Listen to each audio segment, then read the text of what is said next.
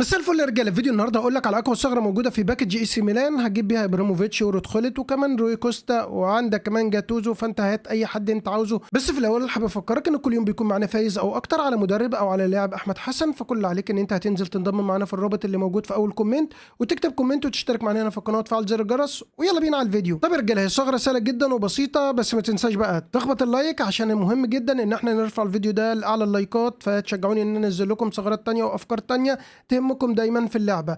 طيب بص، كل اللي عليك ان انت طبعا يعني زي ما انت شايف انا مختم الباك، يعني شايف لعيبه كتير انا مختمها. كل اللي انت مطلوب منك ان انت هتدخل تفتح واحده ب100. طبعا الطريقه دي انا جربتها في اللايف قدام كل الناس وشافوها، وجبت ريد خولت وكمان جبت مين اودو، يعني اودو وريد خولت جبتهم ورا بعض وكان باقل التكلفه. كل اللي عليك طبعا ان انت هتفتح فتحه ب100. تمام. طبعا انت لما بتفتح بيجي لك ارضيه كده اللاعب. استنى كده، لو معايا فتحه حتى هوريها لك. لو في فتحه مجانيه، بص انت كل اللي عليك بتقوم فاتح كده. بص الدخله كده بتاعت اللاعب، ركز هنا.